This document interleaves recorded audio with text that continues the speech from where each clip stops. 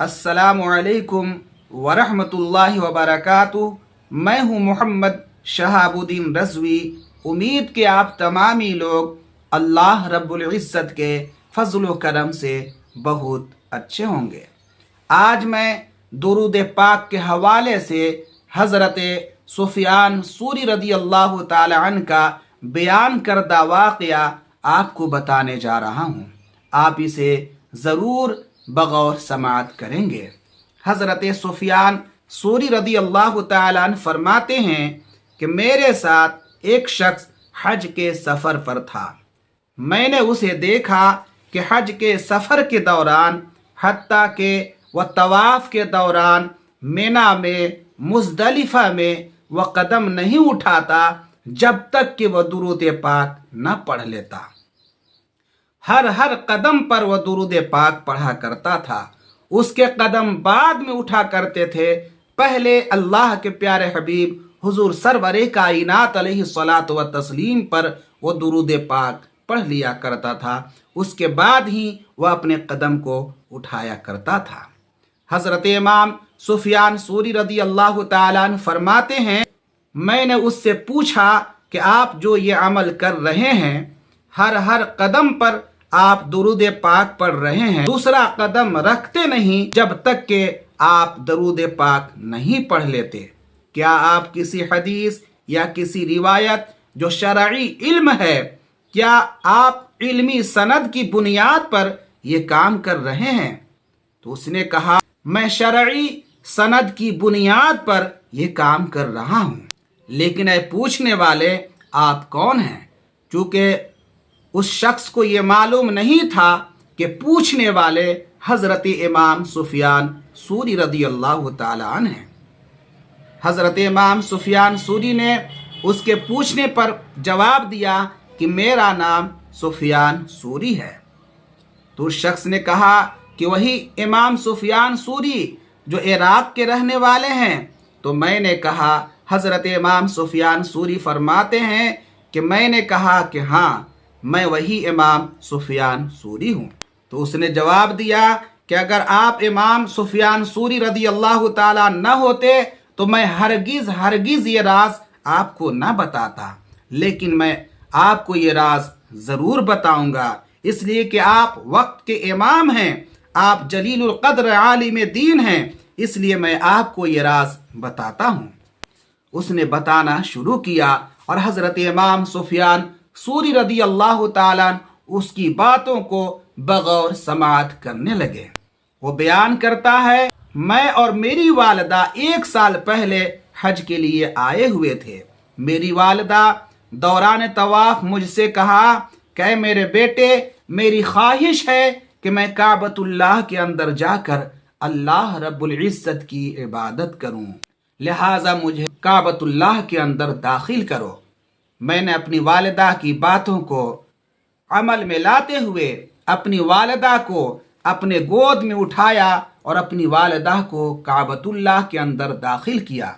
चूँकि उस ज़माने में काबतुल्लाह का दरवाज़ा बंद नहीं किया जाता था। ये ताबई के ज़माने से काबतुल्लाह का दरवाज़ा बंद होने लगा। हज़रत इमाम सुफियान सूरी रदी अल्लाह ताला अन्हु बयान फरमाते हैं कि वो शख्स कहने लगा कि जो ही मैं अपनी वालिदा को काबतुल्लाह के अंदर दाखिल किया कि मेरी वालिदा का चेहरा बिल्कुल स्याह हो गया, मेरी वालिदा के चेहरे पर सूजन आ गया और मेरी वालिदा का पेट पूरा फूल गया, मुतवर्रम हो गया, पेट में सूजन आ गया और मेरी वालिदा बेचैन होने लगी। मैं परेशान हो गया।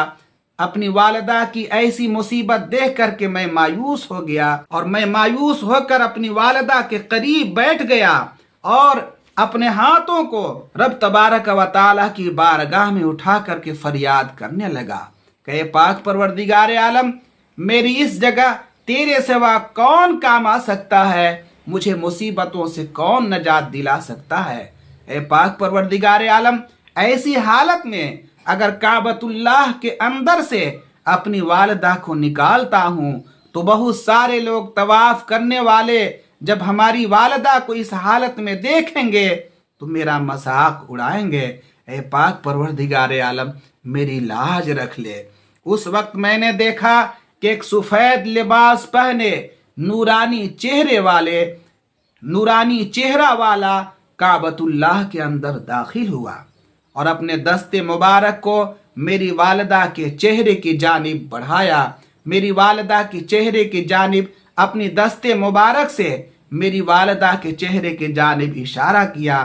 اشارہ کرنے کی دیر تھی کہ میری والدہ کا جو چہرہ سیاہ ہو گیا تھا بالکل روشن ہو گیا اور میری والدہ کا چہرہ چمکنے لگا۔ اس کے بعد وہ شخص میری والدہ کے پیٹ کی جانب اپنے ہاتھوں کا اشارہ کیا۔ میری والدہ کا پیٹ جو بالکل پھول چکا تھا، سوزن آ گیا تھا، متورم ہو گیا تھا، میری والدہ کا پیٹ بالکل نارمل ہو گیا اور میری والدہ بالکل صحت یاب ہو گئی، میری والدہ تندرست ہو گئی۔ وہ شخص جب جانے لگے تو میں نے ان کے دامن کو تھاما اور ان کے آگے کھڑا ہو گیا اور کہا کہ اے جانے والے شخص، ایسی جگہ، ایسی مصیبت میں میرا کام آنے والے، مصیبتوں سے بچانے والے اے شخص، آپ اپنا نام تو بتاتے جائیں تاکہ میں اپنے محسن کا نام تو جان سکوں، میں اپنے محسن کا نام تو جان سکوں۔